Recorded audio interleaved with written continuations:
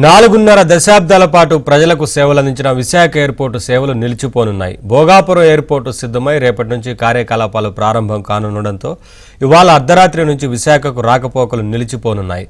అత్యవసర సమయాల్లో ప్రత్యేక విమానాలకు తప్ప ప్రయాణికుల విమానాలకు అనుమతి ఉండదు. తూర్పు నౌకాదళం పూర్తి స్థాయిలో దీనిని ఉపయోగించుకోనుంది.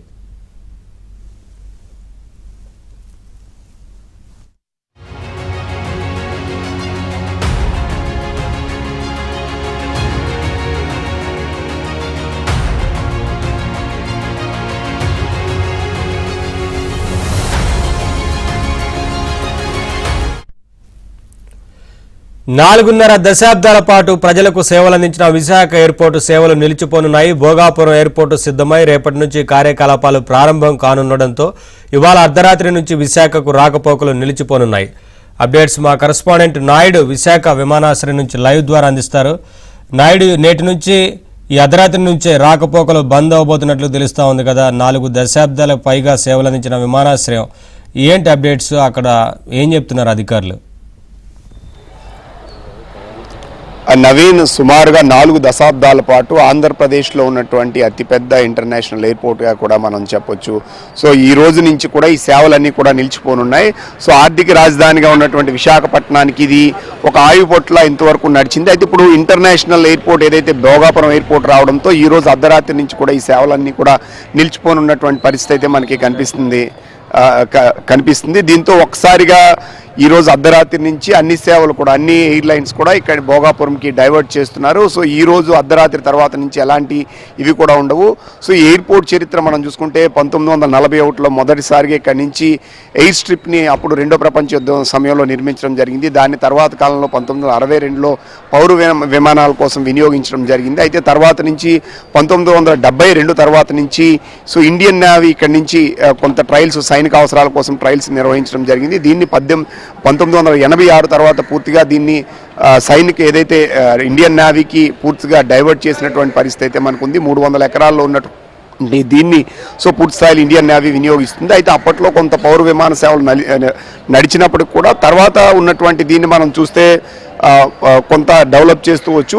ఆల్టర్నేటివ్ రన్వేస్, ఒకవైపు పౌర విమానాలకి, మరోవైపు మనం చూస్తే ఇటు నేవీకి కూడా ఏకకాలంలో రన్ చేసేవాళ్ళు. అయితే కేవలం ఏంటంటే ఇక్కడ కొన్ని రిస్ట్రిక్షన్స్ ఉండడం వల్ల నైట్ ల్యాండింగ్ అనేది పూర్తి స్థాయిలో అందుబాటులో లేకపోవడం వల్ల ఇక్కడ పూర్తి స్థాయిలో ఏంటంటే ఇంటర్నేషనల్ ఫ్లైట్స్ కానీ ఇవి కానీ రాలేనటువంటి పరిస్థితి ఉంది. ఏకకాలంలో ఇక్కడ మనం చూసుకుంటే రోజుకి అప్ అండ్ డౌన్ మనం చూసుకుంటే 60 సర్వీసులు పైగా ఉండేవి. ఒక ఏడాదిలో 3 లక్షల పైగా ఇక్కడ ప్రయాణికులు, 30 లక్షల వరకు కూడా ప్రయాణికులు ఇక్కడ నుంచి ప్రయాణించేటువంటి పరిస్థితి అయితే ఉందనేది మనం స్పష్టంగా చెప్పొచ్చు. ఇప్పుడు ఆల్రెడీ ఇక్కడ చాలామంది ఈ రోజు తర్వాత నుంచి కొంత ఎయిర్లైన్స్ వీళ్ళంతా సేవలు అందించే వాళ్ళు ఉన్నారు. సో ఇక్కడ నుంచి వాళ్ళతో కూడా ఒకసారి మాట్లాడేటువంటి ప్రయత్నం చేద్దాం. సో ఈ రోజు నుంచి already IndiGo madam you are shifted to, can you speak in Telugu? మీరు ఈ రోజు నుంచి భోగాపురంకి షిఫ్ట్ అవుతున్నారు కదా, ఎలా అనిపిస్తుంది? వైజాగ్ ఇంతవరకు ఒక హోమ్ ప్లేస్. సో వీళ్ళంతా కూడా ఏంటంటే ఆల్రెడీ ఈ రోజు నుంచి కూడా సో భోగాపురంకి ఆల్రెడీ షిఫ్ట్ అవుతున్నటువంటి దీన్ని మనం చూడొచ్చు. ఇండిగో కావచ్చు, అన్ని ఎయిర్లైన్స్ కూడా అక్కడి నుంచే సర్వీసులు నడుపుతుంది.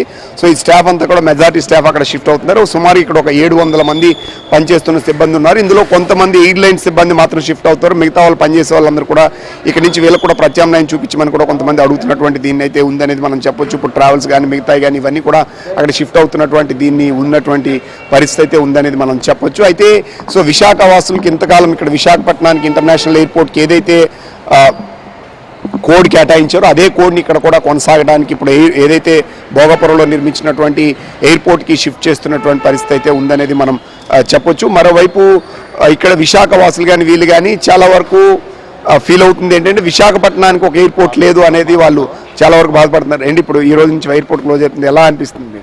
చాలా బాధ అనిపిస్తుంది సార్. ఎన్నో సంవత్సరాల నుంచి కష్టపడినాము. సిటీకి మధ్యలో అన్నింటిలో అందుబాటు. తర్వాత ఇక్కడ నుంచి భోగాపురం అంటే అది మన విశాఖపట్నంకి చెందింది కాదు, విజయనగరం చెందింది. చాలామంది పొట్ట కొట్టారు. సో అంటే మీకు అంటే ఎంప్లాయీస్ వీళ్ళందరూ ఇప్పుడు ఇబ్బంది పడుతున్నారు? ఏం లేదు వెళ్ళిపోండి అన్నారు, అంతే. ఇంకా ఏం లేదు.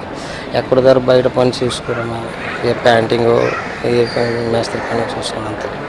చాలా నమ్మాము కానీ చాలా మోసం చేశారు మాకు. ఒక ఇల్లు చూడొచ్చు. ఆల్రెడీ ఇప్పుడు కొంతమంది ఏంటంటే ఇక్కడ ఆల్రెడీ ఎంప్లాయీస్ పనిచేసేవాళ్ళు ఇప్పుడు భోగాపురం షిఫ్ట్ అయిపోవడంతో వీళ్ళకి ఉపాధి లేనటువంటి పరిస్థితి ఉంటుంది. ఎవరైతే కాంట్రాక్టర్ ఎంప్లాయీస్ లేకపోతే హౌస్ కీపింగ్ ఇలాంటి వాళ్ళకి లేదు, మిగతా వాళ్ళకి మాత్రం ఆల్రెడీ షిఫ్ట్ అయినటువంటి పరిస్థితి ఉంది. వాళ్ళైతే మేము ఇక్కడ వెళ్ళిపోతున్నందుకు మాకు అంటే ఇక్కడ ఎయిర్పోర్ట్లో ఎన్నాళ్ళు పనిచేసాం, ఇప్పుడు షిఫ్ట్ అవుతుంది పూర్తి స్థాయిలో అక్కడ వెళ్ళిపోతుంది అంటే బాధగా ఉందని చెప్తున్నారు. విశాఖ వాసులు కూడా ఇప్పుడు విశాఖ పేరుని సో భోగాపురం ఇంటర్నేషనల్ ఎయిర్పోర్ట్గా మారిపోతుంది కాబట్టి విశాఖ ఎయిర్పోర్ట్ లేదని ఫీల్ చాలా మందిలో ఉన్నటువంటి పరిస్థితి అయితే ఉంది. 40 దశాబ్దాలు సేవలు అందించిన ఈ విమానాశ్రయం ఇక్కడి నుంచి లేదు, ఆ సేవలు వైదొలుగుతుంది అంటే మాత్రం కొంతమంది చాలా మందికి కూడా విశాఖ వాసులతో కూడా బాధ అనేది కొనసాగుతున్నటువంటి పరిస్థితి అయితే కనిపిస్తుంది.